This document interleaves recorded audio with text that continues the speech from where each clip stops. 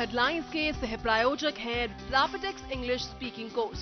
मोहिनी चाय, मोहिनी पियो, खोल के जिया। केश किंग आयुर्वेदिक तेल, the king of hair oil.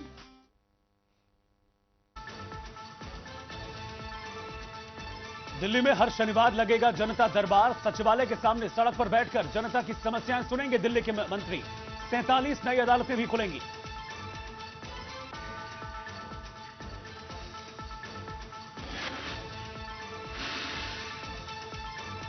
देश में अभी हुए चुनाव तो आम आदमी पार्टी को होगा जबरदस्त फायदा। अंग्रेजी अखबार के सर्वे के मुताबिक पीएम पद के लिए मोदी पहली और केजरीवाल दूसरी पसंद। राहुल के पक्ष में सिर्फ 14% लोग।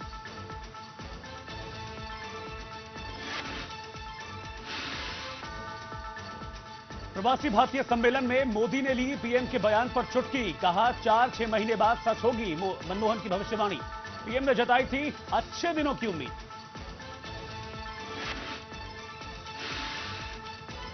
राज ठाकरे ने साधा नरेंद्र मोदी पर निशाना। कहा सिर्फ गुजरात की नहीं पूरे देश की बात करें मोदी। पीएम उम्मीदवार बन जाने के बाद छोड़ देना चाहिए था सीएम का पद।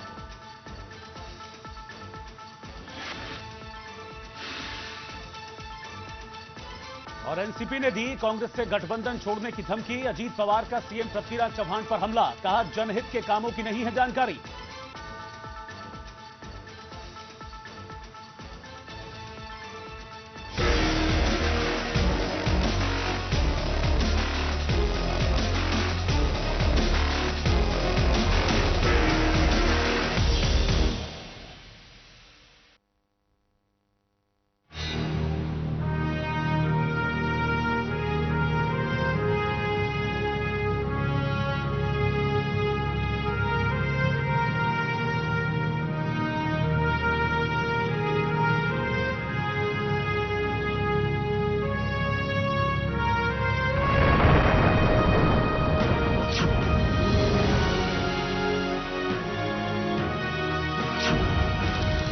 लोकसभा चुनाव से पहले देखिए सबसे बड़ा फेरबदल।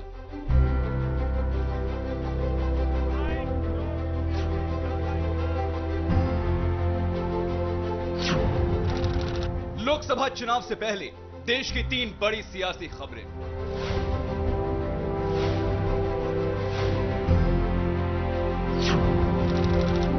लोकसभा चुनाव से पहले बनते बिगड़ते रिश्तों का सच।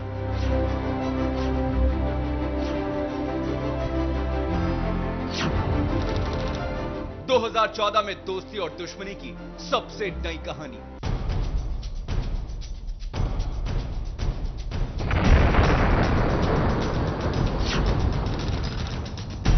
आखिर कैसे दोस्त बन रहे हैं दुश्मन।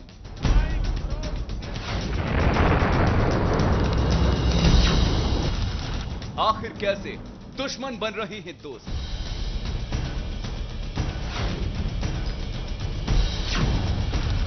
चार दुश्मनों और 2 दोस्तों की सबसे नई दास्तां।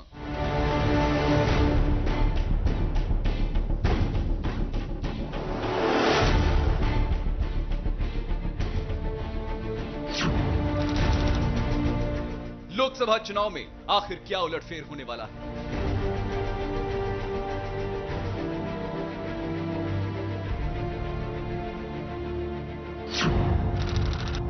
सबसे बड़े फेरबदल में जीत आखिर किसकी होगी। तो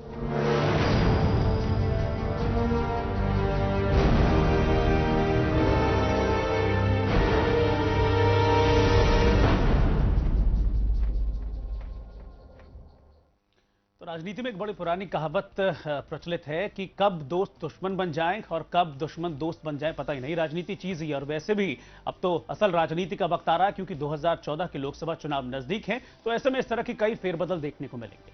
अब तक मोदी का गुणगान करते रहे एमएनएस प्रमुख ने अचानक अपना सुर बदल लिया है। राज ठाकरे ने मोदी को केवल गुजरात की तारीफ न करने की सलाह देते हुए मुख्यमंत्री पद छोड़ने की सलाह दी। बीजेपी ने राज ठाकरे के बयान पर ज्यादा कुछ न बोलते हुए सधी हुई प्रतिक्रिया देने में ही भलाई समझी।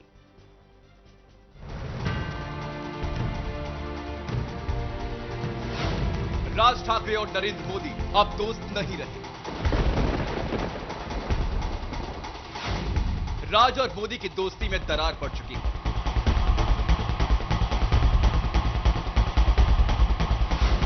अब राज ठाकरे कभी मोदी की तारीफ नहीं करेंगे। अब मोदी राज ठाकरे के लिए अच्छा नहीं बोलेंगे।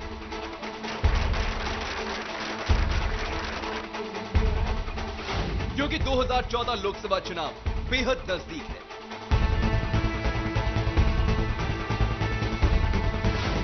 मोदी का गुजरात प्रेम दोनों की दोस्ती पर भारी पड़ गया है। यही है राजनीति और यही है राजनीति का सबसे बड़ा सबक। नरेंद्र मोदी के गुजरात प्रेम पर एमएनएस अध्यक्ष राज ठाकरे ने बड़ा कटाक्ष किया है। राज ठाकरे ने कहा है कि मोदी देश में कहीं भी जाते हैं तो सिर्फ गुजरात की बात करते हैं, जबकि उन्हें ऐसा नहीं करना चाहिए। राज ठाकरे ने साफ कहा कि मोदी पीएम पद के उम्मीदवार हैं, इसलिए उन्हें गुजरात के मुख्यमंत्री पद से इस्तीफा दे देना चाहिए। गुजरात राज्याच्या मुख्यमंत्री पदाचा राजीनामा द्यायला पाहिजे। गुजरातमध्ये केलेल्या कामाबद्दल मला आदर आहे आणि चांगली गोष्ट वाटते, जे मी तेव्हाही बोललो होतो आणि आजही बोलतो, त्याच्यामध्ये काही वेगळं वाटण्यासारखं कारण नाही।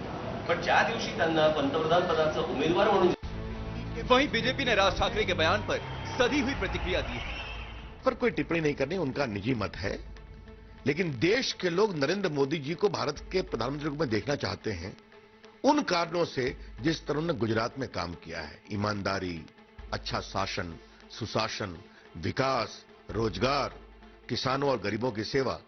तो इसलिए वो गुजरात के मुख्यमंत्री के रूप में काम करते हुए भारत के प्रधानमंत्री बनेंगे, जनता के आशीर्वाद से। अगर राज ठाकरे जी को नरेंद्र मोदी के सामने चुनाव में वोट मांगने हैं तो उनको नरेंद्र मोदी की टीका करनी पड़ती है। मैं समझ सकता हूं, उनके खुद जो निरीक्षण होंगे उसका हम जरूर अभ्यास करेंगे, लेकिन नरेंद्र मोदी आज देश में विकास पुरुष करके माना जाने लगा है। महाराष्ट्र कांग्रेस के नेता माणिकराव ठाकरे ने राज ठाकरे का समर्थन किया है। ये तो राज ठाकरे जी ने स्पष्ट कर दिया है कि बीजेपी और शिवसेना के साथ हम नहीं जाएंगे, ये तो स्पष्ट हो चुका है। और ये सही भी कहा है कि अगर उनको प्राइम मिनिस्टर का उम्मीदवार अगर बीजेपी घोषित करती है तो उन्होंने अपने मुख्यमंत्री पद से त्याग देना चाहिए। वैसे अब यह साफ होने लगा है कि लोकसभा चुनाव में शायद ही बीजेपी और महाराष्ट्र नवनिर्माण सेना का गठबंधन हो, क्योंकि मोदी और राज ठाकरे की दोस्ती में दरार पड़ना इसकी सबसे बड़ी वजह माना जा रहा है। ये वही राज ठाकरे हैं जिनकी जुबान नरेंद्र मोदी की तारीफ करते हुए थकती नहीं थी, लेकिन अब वही तारीफ जो है राज ठाकरे लग रहा है कि वो आलोचनाओं में बदलती हुई नजर आ रही है। उनका कहना है कि मोदी जब पीएम कैंडिडेट बन चुके हैं बीजेपी की तरफ से तो उन्हें अपना मुख्यमंत्री पद छोड़ देना चाहिए, और अब उन्हें यह भी लगता है कि मोदी को गुजरात की बात नहीं करनी चाहिए, मोदी को पूरे देश की बात करनी चाहिए। इस वक्त हम चलेंगे सीधा संदीप शुक्ला के पास। मुंबई से मेरे साथ जुड़े हुए संदीप शुक्ला और रवि रंजन पटना से मेरे सहयोगी मेरे साथ जुड़े हैं। संदीप, मैं सबसे पहले आप ही के पास आ रहा हूं। राज ठाकरे और नरेंद्र मोदी, इन दोनों की दोस्ती को किसी परिचय की जरूरत नहीं है, और हमेशा राज ठाकरे ने अच्छा ही कहा नरेंद्र मोदी के लिए, लेकिन इसे क्या 2014 का असर माने क्योंकि लोकसभा चुनाव नजदीक हैं कि राज कुछ बदले बदले से नजर आ रहे हैं? देखिए, राज ठाकरे ने आज एक तीर से दो शिकार किया है। एक सबसे बड़ी बात कि नरेंद्र मोदी ने जिस तरह से महाराष्ट्र में आकर उन्होंने महागर्जना रैली में जिस तरह के शब्दों का इस्तेमाल किया था, उन्होंने गुजरात को बेहतर दिखाने के चक्कर में वो महाराष्ट्र की बुराई कर बैठे थे। आज एनडीए का पहले से ही हिस्सा रही शिवसेना जो है, चूंकि वो भी मराठी अस्मिता की लड़ाई लड़ती है, महाराष्ट्र की अस्मिता की लड़ाई लड़ती है, ऐसे में मन से प्रमुख राज ठाकरे ने इस तरह का बयान देकर, नरेंद्र मोदी विरोधी बयान देकर, उन्होंने एनडीए के ऊपर ही नहीं, उन्होंने शिवसेना पर भी निशाना साधा है। दूसरी तरफ अगर दूसरे राजनीतिक पहलू की बात की जाए एनडीए और 2014 के गठबंधन की, तो उन्होंने साफ कह दिया, चूंकि इस पूरे मामले में जिस तरह से महाराष्ट्र की राजनीति में समीकरण बदले हैं, चाहे वो कांग्रेस से एनसीपी के वर्चस्व वाला जो पश्चिम महाराष्ट्र का हिस्सा है, वहां से जो शेतकरी संगठन है जो राजू शेट्टी का, वो जो है एनडीए के साथ जा चुका है। ऐसे में जानते हैं कि एनडीए मजबूत हुआ है, लेकिन फिर भी एनसीपी और कांग्रेस जो है टक्कर लेगी, और ऐसे में कहीं ना कहीं फायदा उनको दिखेगा।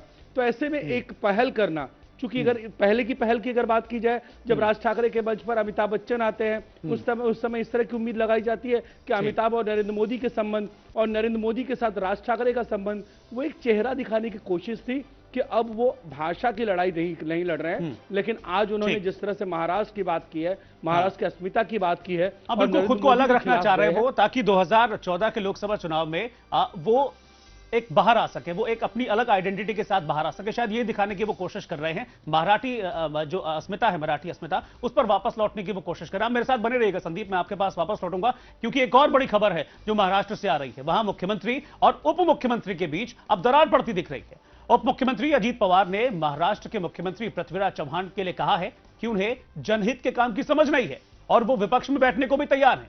अब बड़ा सवाल यहां से यह खड़ा होता है कि क्या महाराष्ट्र की सरकार कभी भी गिर सकती है इस रवैये के चलते?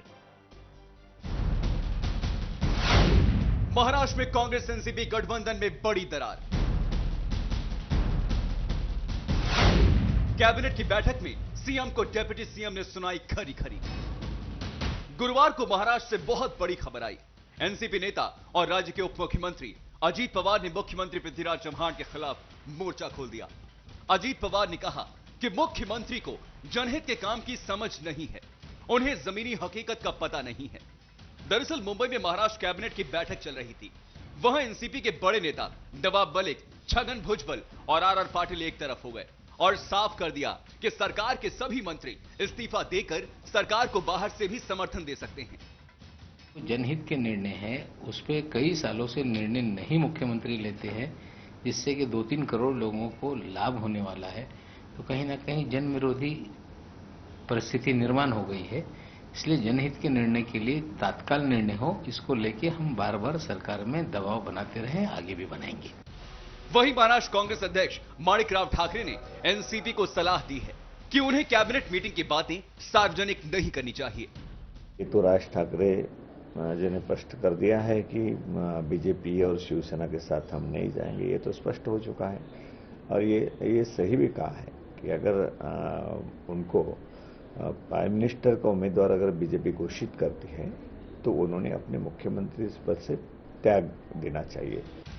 वैसे अब यह साफ हो गया है कि 2014 चुनाव के मद्देनजर सियासी हलचल काफी तेज हो गई है और अगर चुनाव में कांग्रेस और एनसीपी अलग अलग चुनाव लड़ें तो कोई हैरानी नहीं होगी। Sandeep Shukla, news express, Mumbai. और सीधा संदीप शुक्ला के पास चलते हैं, मुंबई से हमारे साथ लगातार बने हुए। संदीप, 2014 तो लग रहा है कि दोस्तों को दुश्मन बना रहा है, पहले राज और मोदी और अब कांग्रेस और एनसीपी। अब याद आ रहा है क्योंकि चुनावी साल आ गया, इसलिए याद आ रहा है एनसीपी को कि हां अच्छे काम नहीं हुए, जनहित के काम नहीं हुए, इसलिए अब इस मुद्दे को उठाया जा रहा है।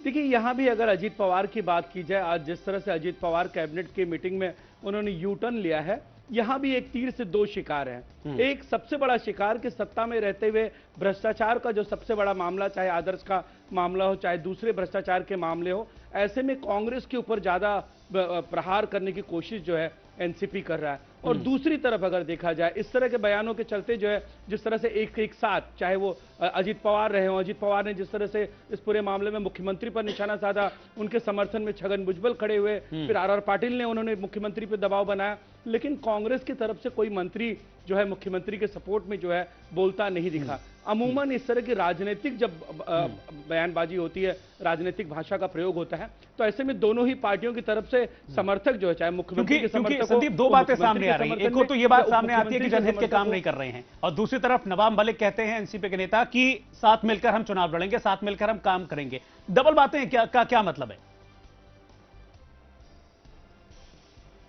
देखिए, ये दबाव की राजनीति है। दबाव उस तरह की कि चुनाव से पहले दिखाना कि मुख्यमंत्री नाकामयाब रहे हैं, और ऐसे में अब अगर चुनाव में जाना है तो एनसीपी के कहे वो हिसाब से, उसके कहे मुद्दों के हिसाब से, उसकी शीट शेयरिंग के हिसाब से जो गठबंधन होगा, ये गठबंधन होगा। दूसरी चीज, पूरा का पूरा ठीकरा जो है महाराष्ट्र में, जिस तरह से भ्रष्टाचार का मुद्दा हो, चाहे महंगाई का मुद्दा हो, ये पूरा ठीकरा जो है मुख्यमंत्री के सर फोड़ा जाए, और जिसके बाद अगर चुनाव में जाए तो एनसीपी इन बातों को जो है दोहरा सके कि वो सत्ता में जरूर थी, लेकिन मुख्यमंत्री चूंकि कांग्रेस खेमे से थे और इसलिए जो है एनसीपी लगातार इसका विरोध कर रही थी। तो एनसीपी भी ये दोहरे मापदंड है ये पूरे मामले में, राजनीतिक मायने में एक प्रेशर टैक्टिस, और दूसरे पूरे के पूरे जो कार्यकाल का जो ठीकरा है वो कांग्रेस के सर फोड़ा जाए और खुद जो है उसका फायदा लिया जाए। संदीप, ऐसा तो नहीं कि दबाव बनाकर कुछ ज्यादा सीट शेयर अपना बढ़ाना चाह रहे हो? निश्चित तौर पर ये एक बड़ी राजनीति है, क्योंकि जिस तरह से कांग्रेस को दबाव की कोशिश की जा रही है, आपका अपना इंपैक्ट और एनडीए के साथ जो है लगातार लोगों की बढ़ोतरी हो रही है, आरपीआई को एनसीपी अपनी ओर खींचने की कोशिश कर रही है, रिपब्लिकन पार्टी ऑफ इंडिया, और दूसरी तरफ जो है शेतकरी के जो पक्ष है जो राजू शेट्टी का, वो सीधे सीधे तौर पर एनडीए के साथ जा चुका है। ऐसे में कांग्रेस और एनसीपी भले अलग थलग पड़ी हो, लेकिन एनसीपी जानती है कि पश्चिम महाराष्ट्र में जो वर्चस्व एनसीपी का है और वो महाराष्ट्र के दूसरे हिस्सों में जिस तरह का वर्चस्व एनसीपी का है, तो कांग्रेस को जरूर दबाव की राजनीति में जो है काम करना होगा, और दबाव की स्थिति में जो है कोशिश तो यही हो रही है दबाव की राजनीति करने की, और ये भी बताने की कोशिश की जा रही है कि जनहित के काम नहीं किए गए। लेकिन ये चीज नहीं भूलनी होगी अजीत पवार को कि वो सरकार में साझा थे, महाराष्ट्र सरकार में, और अगर वो मुख्यमंत्री पर उंगली उठा रहे हैं तो वो खुद भी उसी सरकार में उप मुख्यमंत्री रहे हैं। जनहित के काम तो वो भी कर सकते थे। बहुत शुक्रिया संदीप शुक्ला आपका हमारे साथ जुड़ने के लिए। एक छोटा सा ब्रेक हम यहां पर ले रहे हैं, ब्रेक के बाद लौट रहे हैं फौरन वापस, बने रहिए हमारे साथ।